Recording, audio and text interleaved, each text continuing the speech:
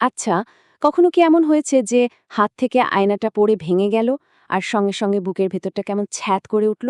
বা ধরুন লবণ ছিটিয়ে পড়ল আর মনে হলো সর্বনাশ। এই যে একটা অজানা ভয়, এটা কিন্তু আমাদের প্রায় সবার মধ্যেই কাজ করে। কিন্তু প্রশ্ন হলো কেন? তো চলুন আজকের এই যাত্রায় আমরা ঠিক এই বিষয়গুলো নিয়েই কথা বলবো। আমরা দেখব আমাদের দৈনন্দিন জীবনের কিছু অশুভ লক্ষণের পেছনের গল্প, জানব আয়না ভাঙা সেই প্রাচীন অভিশাপের কথা। তারপর দেখব সাধারণ লবণের কি এমন আশ্চর্যজনক ক্ষমতা আছে। আর সবশেষে বোঝার চেষ্টা করব এই ভয়গুলো আজও আমাদের কিভাবে নিয়ন্ত্রণ করে। চলুন শুরু করা যাক। তো আমাদের প্রথম পর্ব, দৈনন্দিন অশুভ লক্ষণ। আচ্ছা, একটা সাধারণ দুর্ঘটনা যেমন আয়না ভাঙা বা লবণ পড়া, এটা এত বড় ব্যাপার হয়ে দাঁড়ায় কেন? এই প্রশ্নটা দিয়েই শুরু করা যাক, কি বলেন? আসলে এই যে ছোট ছোট ভয় বা কুসংস্কারগুলো, এগুলো কিন্তু নিছক ভয় নয়। এগুলো হলো শক্তিশালী সাংস্কৃতিক চিহ্ন, যা বছরের পর বছর ধরে, মানে প্রজন্মের পর প্রজন্ম ধরে আমাদের মনের গভীরে গেঁথে গেছে। একবার মনে করার চেষ্টা করা যাক তো, যখন এরকম কিছু হয় ঠিক কি অনুভূতি হয়? একটা কেমন যেন অস্বস্তি, মনে হয় এই বুঝি খারাপ কিছু একটা ঘটবে। এই অনুভূতিটা কিন্তু একদমই অস্বাভাবিক নয়, বরং খুব পরিচিত। আর এই যে অনুভূতি, এর শেকড় কিন্তু অনেক গভীরে, বহু বছরের পুরনো ইতিহাসে লুকিয়ে আছে। চলুন এবার আমরা সেই ইতিহাসের পাতা উল্টে দেখি আর এই কুসংস্কারগুলোর পেছনের আসল গল্পটা জানার চেষ্টা করি। চলে এলাম আমাদের দ্বিতীয় পর্বে, আয়নার প্রাচীন অভিশাপ। ভাবা যায় যে জিনিসটা একসময় ছিল একটা মূল্যবান সম্পদ, সেটাই কিনা হয়ে গেল ৭ বছরের দুর্ভাগ্যের প্রতীক। চলুন আমাদের প্রথম কেস স্টাডি, মানে আয়নার এই রহস্যময় ইতিহাসটা একটু ঘেঁটে দেখা যাক। এর ইতিহাসটা কিন্তু বেশ লম্বা। যেমন ধরুন, প্রাচীন গ্রিকরা মনে করত কারও প্রতিবিম্ব দেখাটাই একটা অশুভ ব্যাপার। আবার এর ঠিক উল্টো দিকে রোমানদের সময় পালিশ করা ধাতব আয়না ছিল বিরাট মূল্যবান এক সম্পদ। তারপর অনেক অনেক বছর পর এই আয়না ভাঙা নিয়ে যে কুসংস্কার, তার প্রথম লিখিত প্রমাণ পাওয়া গেল সেই ১৭৭৭ সালে ইংল্যান্ডে। আসলে এই কুসংস্কারের মূলে যে বিশ্বাসটা কাজ করে, সেটা কিন্তু বেশ গভীর। ভাবা হতো আয়নায় আমরা যা দেখি সেটা শুধু আমাদের শরীরের প্রতিচ্ছবি নয়, ওটা আসলে আমাদের আত্মারই একটা অংশ। কাজে আয়না ভাঙা মানে হলো সোজা কথায় আত্মার ক্ষতি হওয়া। কিন্তু একটা প্রশ্ন মাথায় আসছে, তাই না? ৫ বা ১০ বছর নয়, ঠিক ৭ বছরের দুর্ভাগ্য কেন? এই ৭ বছর নিয়ে মূলত দুটো তত্ত্ব খুব প্রচলিত। একটা হলো রোমানদের বিশ্বাস। তারা মনে করত আমাদের শরীর আর আত্মা প্রতি ৭ বছরে একবার করে নতুন করে তৈরি হয়, তাই ভাঙা আত্মার সেরে উঠতেও পুরো ৭ বছর সময় লাগবে। আর দ্বিতীয় কারণটা, আচ্ছা, ওটা অনেক বেশি বাস্তবসম্মত। তখনকার দিনে একটা আয়নার যা দাম ছিল, তা একজন সাধারণ চাকরের ৭ বছরের মাইনের সমান।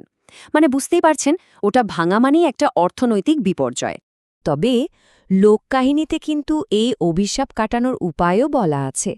বলা হয় যদি ভাঙা আয়নার সব টুকরো একসাথে করে একেবারে গুঁড়ো করে ফেলা যায়, অথবা পূর্ণিমার রাতে মাটির নিচে পুঁতে দেওয়া হয়, তাহলে নাকি এই দুর্ভাগ্যের আচার অনেকটা কমে যায়। আচ্ছা, আয়নার গল্প তো হলো, এবার আসা যাক আমাদের তৃতীয় পর্বে, লবণের আশ্চর্যজনক শক্তি। ভাবছেন তো, রান্নাঘরের সাধারণ লবণ, এর আবার কি শক্তি? কিন্তু শুনলে অবাক হতে হয়, ইতিহাসে একটা সময় ছিল যখন এই সাধারণ জিনিসটাই সোনার চেয়েও দামি ছিল। প্রাচীনকালে লবণ যে কতটা মূল্যবান ছিল, তা একটা উদাহরণ দিলেই পরিষ্কার হয়ে যাবে। রোমান সৈন্যদের বেতনের একটা অংশ দেয়া হতো লবণ দিয়ে।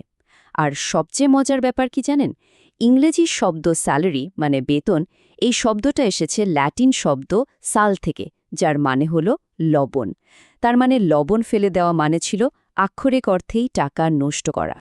লবণ নিয়ে এই বিশ্বাসটা যে কত পুরনো আর গভীর, তার একটা দারুণ প্রমাণ হল লিওনার্দো দ্য ভিঞ্চির এই বিখ্যাত ছবিটা দ্য লাস্ট সাপার। এখানে ভালো করে খেয়াল করলে দেখা যাবে বিশ্বাসঘাতক জুডাস ইস্ক্যারিওটের কনুয়ের ধাক্কায় একটা লবণদানি উল্টে পড়ে গেছে। এই একটা ছবিই কিন্তু লবণ পড়ে যাওয়াকে বিশ্বাসঘাতকতার প্রতীক হিসেবে প্রতিষ্ঠা করতে অনেক সাহায্য করেছে। লোককাহিনী অনুযায়ী লবণ পড়ে যাওয়ার মানে কিন্তু শুধু একটাই নয়, এর অনেকগুলো অশুভ অর্থ হতে পারে। যেমন এটা বন্ধুত্বের শেষ হওয়ার ইঙ্গিত হতে পারে কিংবা দুর্ভাগ্য ডেকে আনতে পারে। এমনকি অনেকে মনে করেন এটা শয়তানকে ডেকে আনার শামিল। তবে এর প্রতিকারটাও আমাদের সবার বেশ জানা। এক চিমটি লবণ নিয়ে বাম কাঁধের ওপর দিয়ে ছুঁড়ে ফেলা। কিন্তু বাম কাঁধেই কেন? কারণ প্রাচীন বিশ্বাসে বাম দিকটাকে অশুভ শক্তির প্রতীক মনে করা হতো। আসলে ল্যাটিন শব্দ সিনিস্ট্রা মানে হল বাম, আর সেখান থেকেই কিন্তু ইংরেজি সিনিস্টার বা অশুভ শব্দটা এসেছে। তো বিশ্বাসটা হলো বাম কাঁধের শয়তান অপেক্ষা করে থাকে, আর লবণ ছুঁড়ে দিলে তার চোখে লাগে আর সে অন্ধ হয়ে যায়। চলে এলাম আমাদের শেষ পর্বে, অজানাকে নিয়ন্ত্রণ। এতক্ষণ তো আমরা আয়না আর লবণের পেছনের মজার ইতিহাসগুলো জানলাম, কিন্তু আসল প্রশ্নটা হলো, আজকের এই বিজ্ঞান আর প্রযুক্তির যুগেও কেন এই প্রাচীন বিশ্বাসগুলো টিকে আছে? কেন এগুলো আজও আমাদের মনে প্রভাব ফেলে? এর উত্তরটা আসলে লুকিয়ে আছে আমাদের মনস্তত্ত্বের মধ্যেই। দেখুন, আমাদের জীবনটা তো অনেক সময় খুব অনিশ্চিত, তাই না? এই কুসংস্কারগুলো তখন আমাদের একটা ফলসা হলেও নিয়ন্ত্রণের অনুভূতি দেয়। অজানা ভয়কে ব্যাখ্যা করার একটা সহজ রাস্তা খুলে দেয়। আর কিছু আচার অনুষ্ঠান পালন করার মাধ্যমে আমাদের টেনশন বা উদ্বেগ কমাতেও সাহায্য করে।